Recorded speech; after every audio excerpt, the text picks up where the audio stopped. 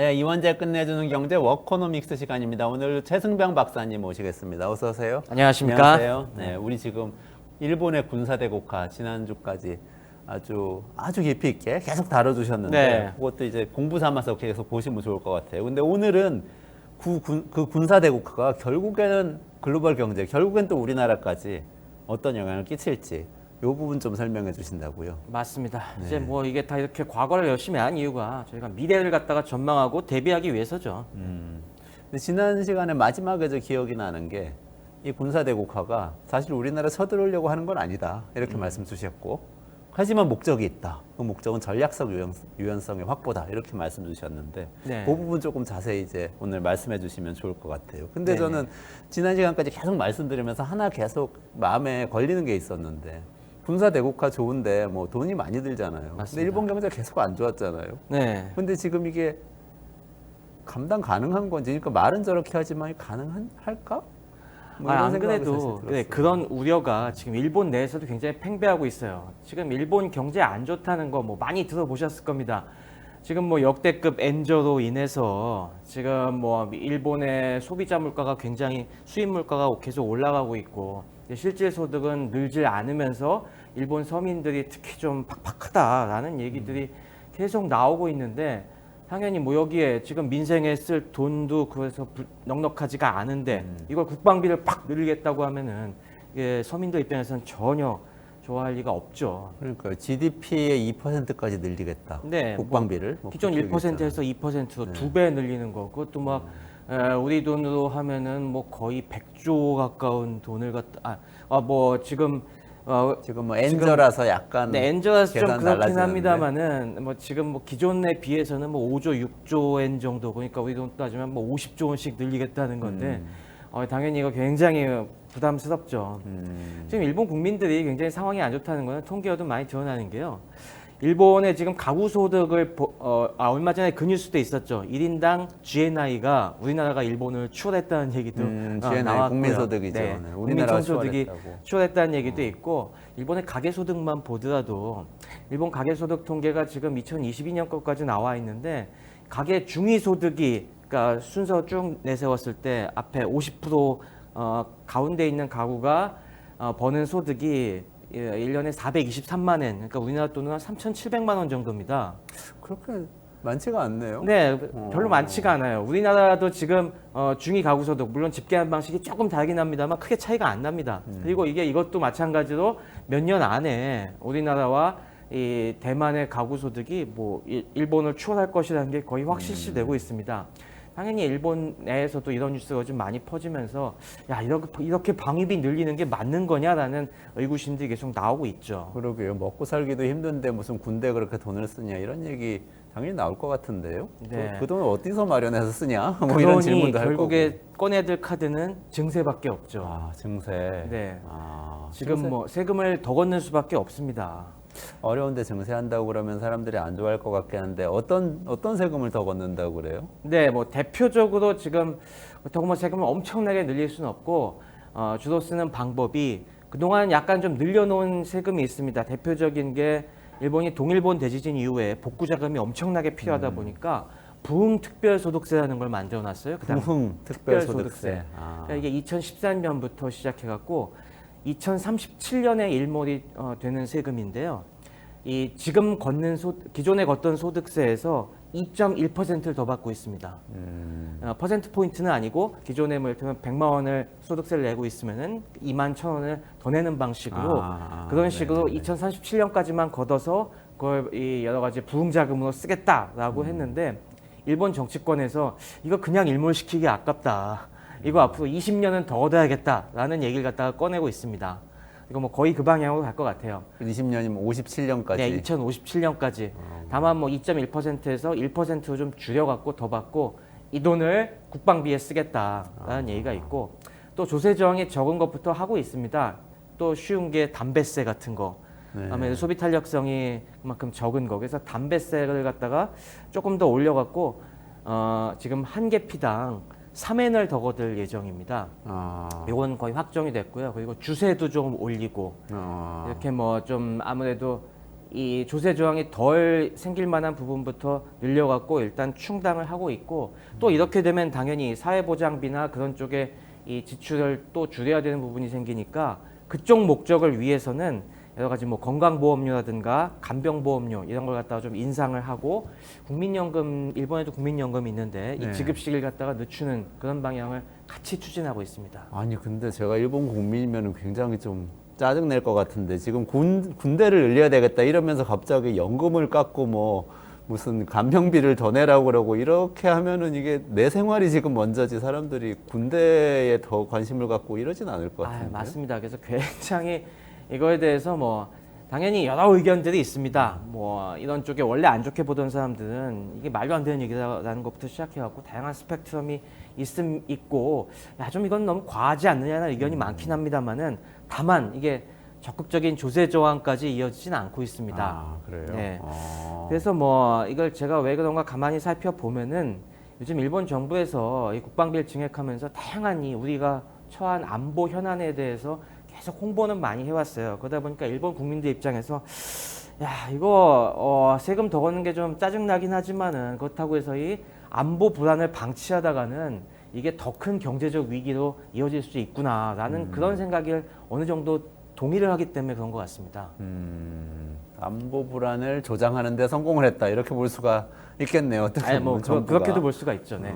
사실 근데 명분이 동일본 대지진 복구를 위해서 세금을 올린 거를 군대를 늘리는 데 쓰겠다고 하는 건 약간 명분이 안 맞는 것 같긴 한데 그거를 설득을 하는데 예 성공을 했다는 얘기잖아요. 그래도 네, 뭐 100% 성공은 못했지만은 그래도 어느 정도 약간 보수적 성향을 가진 유권자들 중심으로 이게 먹히고 특히 뭐 노년층 유권자들에게 그게 어느 정도 어필이 되니까 그래도 뭐 자민당 지지가 꾸준히 이어지고 있는 것이겠죠. 어떤 논리로 그렇게 설득을 하나요? 네, 이걸 저도 이해하기 위해서 일본의 그 내노라는 안보 전략가들의 여러 가지 저서들을 많이 읽어봤는데요. 이런 걸 쭉 읽어보면은 어떤 공통적으로 짚히는 맥락이 있습니다. 이건 역시 일본은 지금 지는 해다. 일본이 지금 굉장히 급격한 고령화와 여러 가지 혁신 동력이 또 감퇴하고 있는 것들이 보이지 않습니까? 그런 걸로 인해서 일본은 지금 침몰하고 있는 거함이다라는 이런 정서가 기본적으로 깔려 있습니다. 그러다 보니까 지금 이 점점 침몰해가는 이 악순환을 갖다가 끊고 지금 우리가 그나마 갖고 있는 이 경제적 기반이 잠식되는 것을 막아야지만 특히 거기에 중요한 거는 우리가 일본의 강력한 수출 경쟁력 이런 걸 갖다가 이용을 한 여러 가지 수출 시장이라든가 그런 판로를 갖다가 안정적으로 계속 갖고 가야지만 여기서 뭔가 이 침몰을 막고 거기서 새로운 부흥을 노려볼 수 있다. 이런 인식이 굉장히 강하거든요. 근데 여기에 있어서 아주 핵심적으로 주목하고 있는 지역이 동남아시아입니다. 네. 우리가 계속 얘기를 해왔지만은 일본은 동남아시아 텃밭을 갖고 오는데 굉장히 많은 시간 노력을 기울였습니다. 일본이 이 공적 개발 원조 ODA죠. 이 ODA를 갖다가 동남아 국가들에게 굉장히 많이 제공을 했지 않습니까? 그러면서 저도 예전에 굉장히 놀랐었는데 뭐 동남아시아 뭐 여행이나 출장 같은 걸 가보면서 생각보다 일본의 기반이 굉장히 탄탄하구나 그런 걸 많이 느꼈어요. 뭐 우리 당연히 뭐 일본 차들 뭐 거의 대부분이 일본 맞아요. 차인 건 기본이고 여기저기 가봐도 일본 문화라든가 일본 음식점들 굉장히 많이 나와 있고 또 일본의 많은 상사맨들이나 근로자들도 굉장히 많이 나와 있고 또 시골 가면은 곳곳에 일본 공장들이 있고 이런 걸 많이 봤었는데 사실 이것들이 어떻게 보면은 일본이 지난 잃어버린 30년을 버틸 수 있는 기반이 된 겁니다. 네. 뭐 그동안 해외에 여러 가지 자본 축적해 놓은 것들도 있지만은 사실 뭐 우리가 일본이 왜 저렇게 끄떡없는가라고 할 때 일본이 내수 시장이 커서 내수만 갖고도 먹고 살 수 있으니까라는 말을 많이 했습니다만은 그것만은 아닌 것 같아요.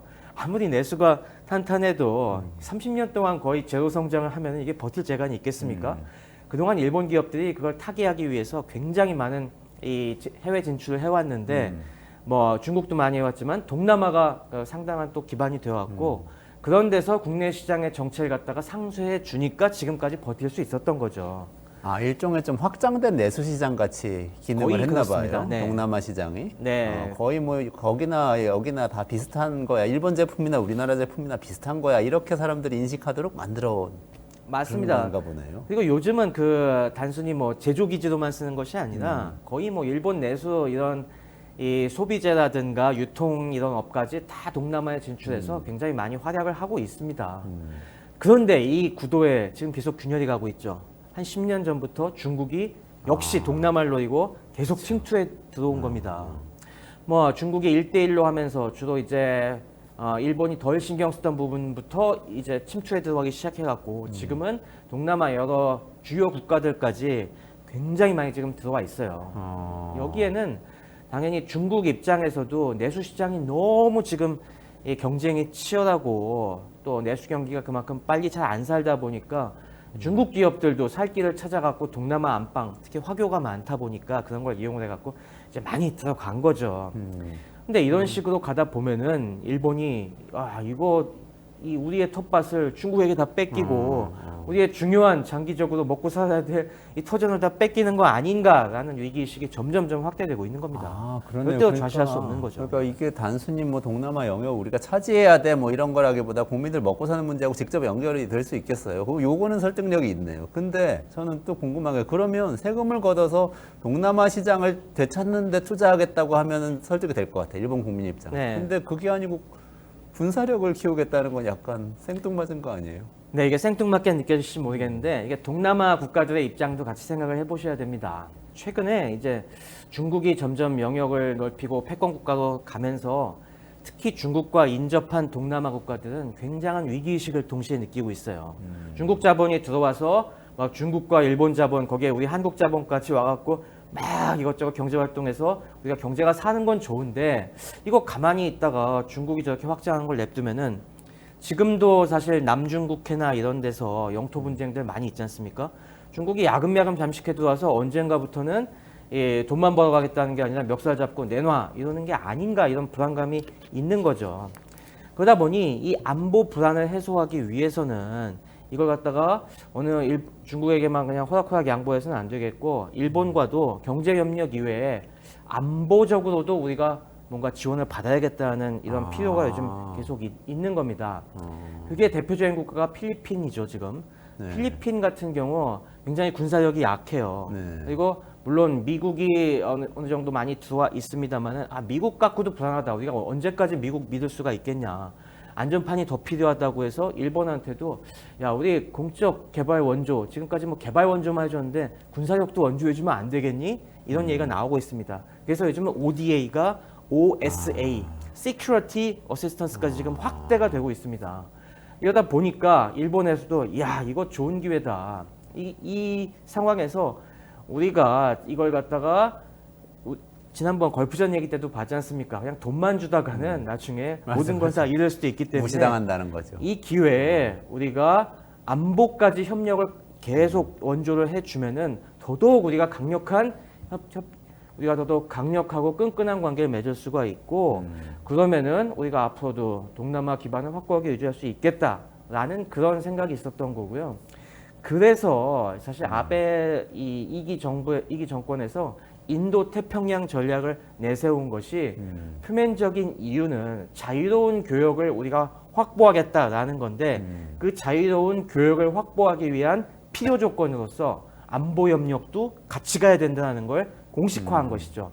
그러면서 우리 일본이 이제는 너네랑 뭐 잘 먹고 잘 살게 해주는 것만 신경 쓰는 게 아니라 너네가 안심하고 안전하게 살 수 있는 것까지 우리가 보장해주겠다라는 쪽으로 점점 이걸 확대해가고 있는 겁니다. 그렇군요. 이게 안보하고 경제하고 그렇게 연결이 되는 거네요. 네. 근데 그게 직접적으로 기업들한테도 도움이 되나요? 네, 이게 굉장히 중요한 부분인데요. 이게 도움이 된다고 지금 보는 겁니다. 이게 당장 직접적으로 요즘 일본의 방산업체들이 숨통이 트이고 있습니다. 사실 기존에 일본의 방위산업은 굉장히 비효율로 악명이 높았습니다.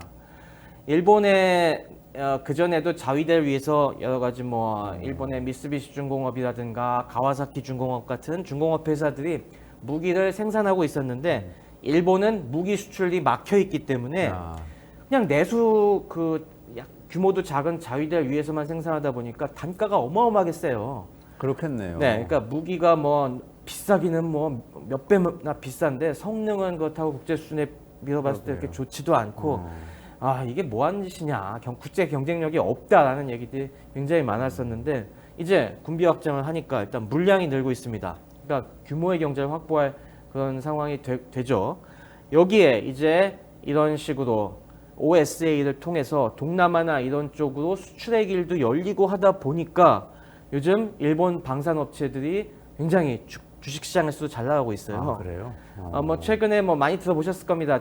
올 초에 일본 주식시장 굉장히 뜨거웠다고. 물론 거기에 핵심에는 예, 반도체 소부장 기업들이 네. 주 혜택이 되긴 했습니다만은 방산주도 많이 올랐어요. 일본 방산주도 한 지난 1년간 이 미쓰비시 중공업 같은 경우 거의 2배 올랐고요. 100% 정도 아, 올랐고요. 그래요? 네. 아하. 가와사키 중공업도 한 66%그 정도 올랐습니다.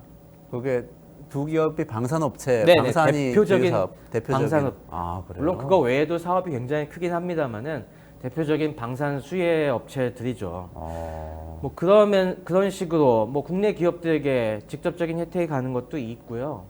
그 외에 또 일본의 역시 핵심은 방금도 얘기해드린 소부장 기업들 아니겠습니까? 일본 완제품 옛날처럼 뭐 일본 전자제품 좋아하지는 않지만은 우리의 이런 수많은 제품들을 만드는 데 있어서 일본의 소재, 장비, 부품들이 여전히 많이 쓰이고 그 기술적인 장벽이 높아갖고 여전히 대체 불가능한 영역이 굉장히 많습니다.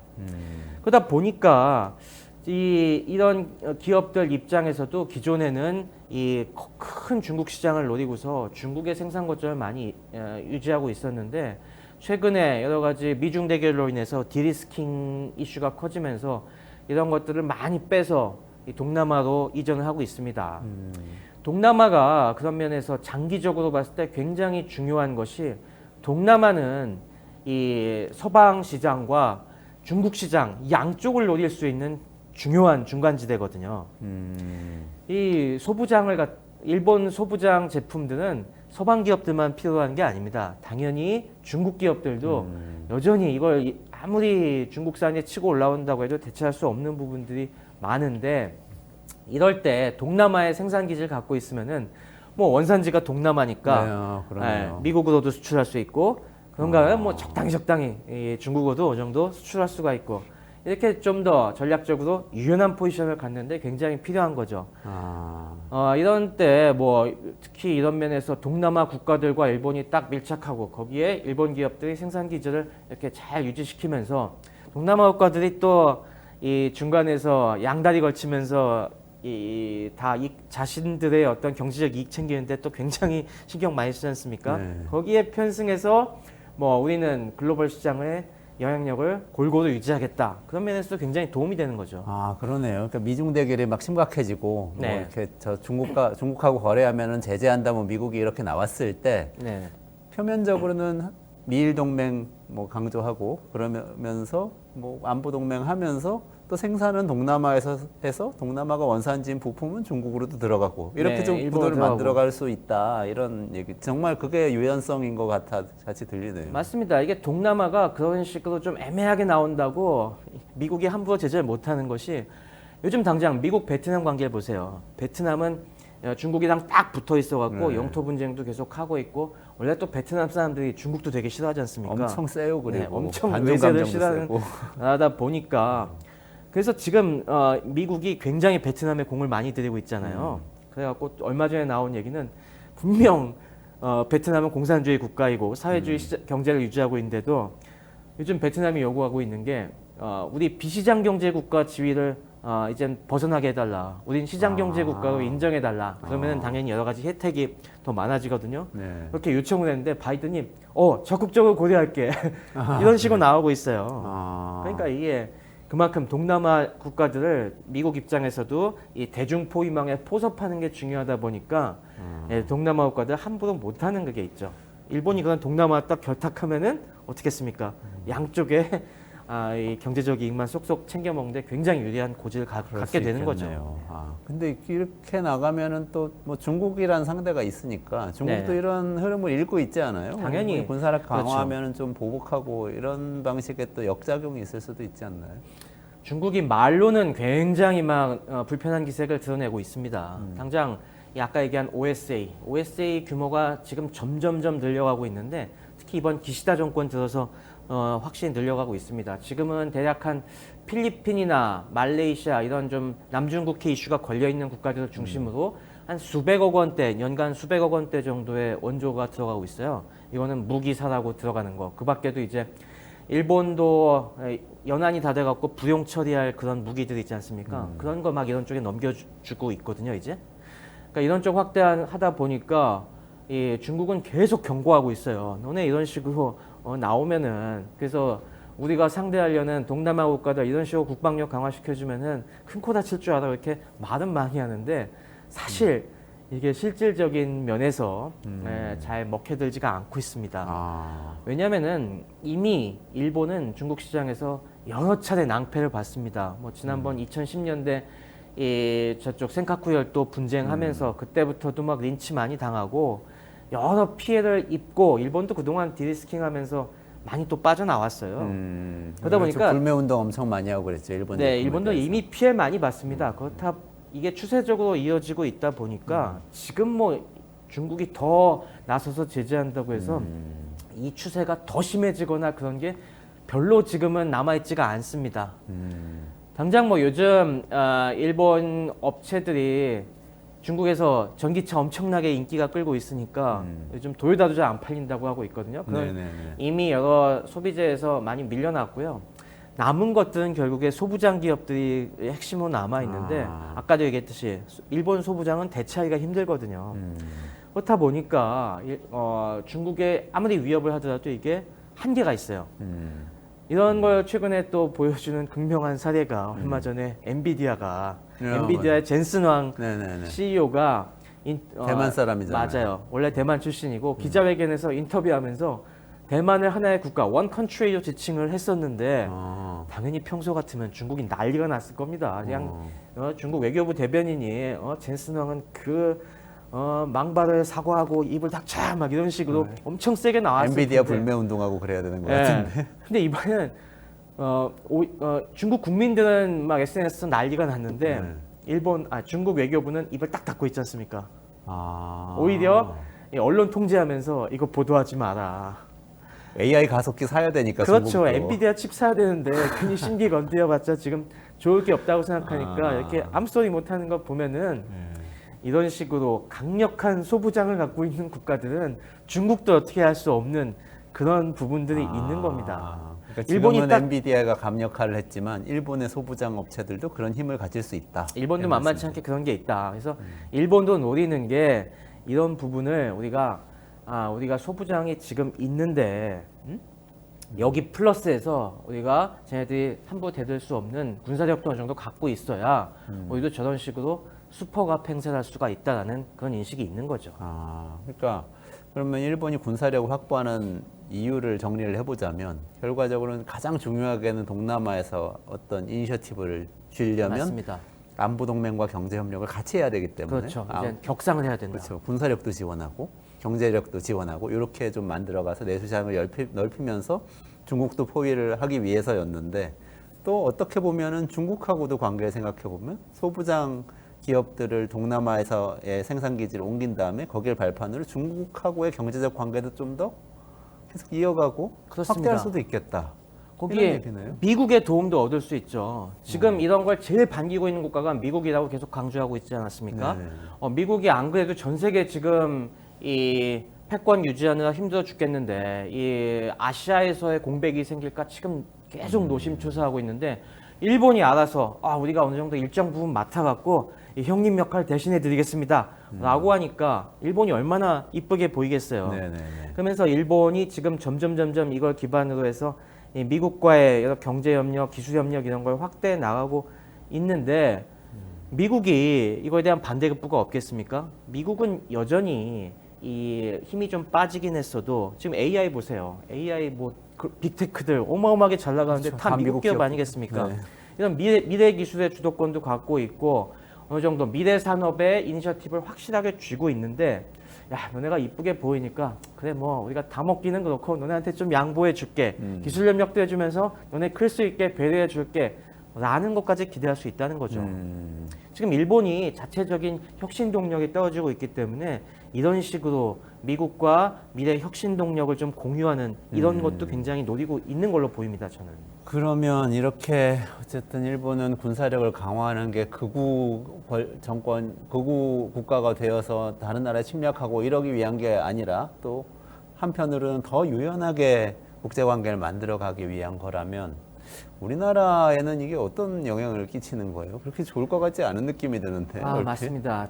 굉장히 걱정되는 부분이 우리나라도 이 비슷한 문제에 지금 시달리고 있지 않습니까? 초저출산에 급격한 고령화에 여러 가지 혁신 동력은 떨어지고 그러다 보니까 지금 일본은 항상 우리보다 앞서서 이런 문제들을 겪고 있는데 우리도 얼마 지나지 않으면 비슷한 문제에 분명히 시달릴 겁니다. 우리도 지금 인구가 줄어들다 보니까 R&D 역량이 떨어지고 앞으로 어떻게 이 혁신 역량을 유지할지가 굉장히 고민인데 지금 우리는 그렇다고 해서 일본만큼 뭐 동남아 텃밭을 갖고 있느냐 아니면 뭐 그 이외에 다른 확고한 우리의 경제 영토를 갖고 있느냐 뭐 일본만큼 옛날에 쌓아놓은 해외 자본이 있느냐 그런 면에서 다 우리는 내세울 게 없는 국가인 게 사실이거든요. 근데 이 상황에서 10년, 20년 뒤가 돼갖고 우리가 뭔가 이 경제 상황을 갖다가 유지시키려고 이런 면에서 우리에게 남아있는 게 뭔가라고 봤을 때 이런 게 훨씬 적고 거기에 주변 국가들이 야 너네 다 힘 빠져갖고 이제 너네랑 별로 우리 협력하고 싶은 생각이 없다. 일본이 그동안 우리에게 잘해준 게 더 많어 라고 하면은 우리 경제가 도대체 어떤 꼴이 될까 사실 이 부분이 굉장히 저는 걱정이 됩니다. 항상 글로벌 비즈니스 하시는 분들 뭐 잘 아시겠지만은 글로벌 경제 비즈니스에 있어서 우리만 독식할 수 있는 방법이 사실 마땅치가 않습니다. 사실 서로 주고받으면서 어느 정도 우리가 상대에게 좀 많은 밑밥을 깔아놔야지 원만하게 시장이 열리고 하는 거거든요. 요즘 우리가 많이 뭐 치버 같은 책들이 나오면서 회자되는 것이 우리가 지금 떵떵거릴 수 있는 중요한 기반인 반도체 산업이 왜 우리가 강자가 되었느냐. 이게 1980년대 일본의 오만이 큰 역할을 했거든요. 일본이 그 당시에 엄청 잘 나간다. 우리가 곧 미국을 추월한다. 일본 반도체 기업이 거의 석권하려고 하는 때 미국이 플라자 합의하고 야 이거 일본 반도체 그냥 냅둬서는 안 되겠는걸 라고 하면서 우리 한국 반도체 기업들에게 많은 기술 협력을 해주고 또 여러 가지 지원을 해주면서 우리가 그 틈바구니에서 쭉 경쟁력을 높인 게 지금 이런 결과를 낳았지 않습니까? 그 당시에겐 우리에게 바람직한 방향으로 갔는데 그게 앞으로도 계속이 될까? 지금 뭐 한창 하는 얘기가 대만과 우리나라가 너무 중국과 가깝게 있다. 그래서 이런 걸 좀 분산시켜야 되겠다라는 얘기들이 계속 나오고 있지 않습니까? 네. 그래서 요즘 일본이 반도체 기업들 다시 일으키겠다라고 하는 부분들이 그런 면에서의 또 디리스킹 파트너로 일본을 삼은 것이 아니냐 하는 관측도 있는데 일본이 그런 면에서 자꾸 미국이나 그런 나라에게 이쁘게 보이면서 뭔가 하나하나 다시 실익을 챙겨 갖고 가다 보면은 우리 경제가 진짜 나중에 빈털터리가 될 수도 있다는 이런 점에 좀 우리가 경각심을 가져야 될 것 같습니다. 그러니까 저는 이게 우리나라는 뭐 일본은 미일 동맹 하면서 어떻게 보면 훨씬 더 블록화된 세계에 더 강력하게 우리보다 편입돼 있는 것 같이 생각하고 있었는데 말씀하신 네. 거는 그게 아니라 오히려 군사력을 강화하고 안보 동맹은 강화하지만 그걸 기반으로 경제적으로는 유연성을 더 확보하고 있다 이렇게 말씀해 주시는 맞습니다. 건데 그 양면성을 되게 잘 봐야 돼요. 일본은 맹목적으로 이 미국에 그냥 붙어서 그렇게 뭐 살아남겠다는 것이 아니라 거기는 거기대로 충분히 우리가 성의를 보이면서 그런 제3지대에서 우리의 또 실익을 챙겨가겠다라는 이런 전략이 사실 숨어 있다고 봐야 됩니다. 근데 우리나라는 지금 너무 맹목적으로 그 한미 동맹에만 들어가 있는 거 아니에요? 유연성이 너무 떨어지는 상황이 돼가고 그렇죠. 있는 거 우리는 아닌가? 그런 것까지 포괄한 이 큰 그림이 부족한 거죠. 사실 이게 우리가 정권이 계속 바뀔 때마다 뭐 국제 전략이 계속 왔다 갔다 하고 일관성이 없지 않습니까? 그리고 뭐 전략적으로 뭔가 쭉 추진하고 있는 게 안 보이는데 이게 문제인 겁니다. 사실 뭐 한미 동맹 강화할 수 있어요. 근데 그걸 강화해서 우리가 얻고자 하는 것이 무엇인가? 이런 좀 큰 노림수가 우리에게도 있어야 되는데 그런 면에서 사실 뭐 누가 속 시원하게 설명해 주는 게 있습니까? 뭐 그거에 대해서 우리가 믿고서 이렇게 가면 되겠다라는 그런 게 있습니까?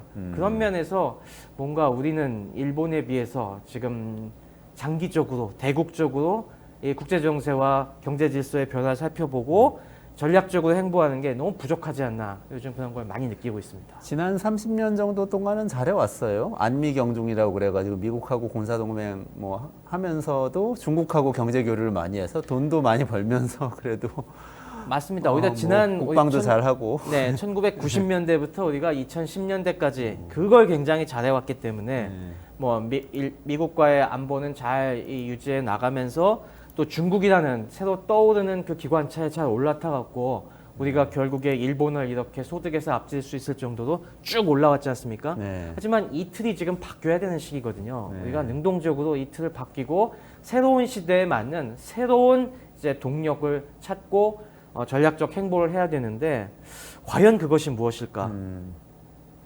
그게 의문입니다. 뭔지 네. 이제 연구해서 알려주셔야죠.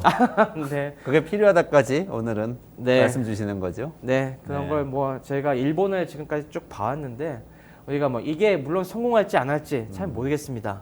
뭐 여전히 불안한 요소들 많이 있지만은 어쨌건 일본은 이런 위기의식을 갖고 나름대로 전략적으로 움직이고 있다. 이것이 우리에겐 큰 낭패가 될 수도 있다. 우리가 이걸 잘 보고 우리도 우리 실정에 맞는 새로운 그림을 그리고 필요하다면 일본과도 뭐 서로 상황 어려울 때 꼭 배척할 필요는 없습니다. 일본이랑 협력할 건 협력하고 이제 또 뭐 서로 경쟁할 건 경쟁하면서 우리의 살 길을 찾아야죠. 그렇군요. 또 협력이 가장 중요한 또 이 전쟁의 수단이기도 하잖아요. 맞습니다. 협상이라는 게 가장 중요한 전략이다. 뭐 이런 그럼요. 얘기도 하잖아요. 네.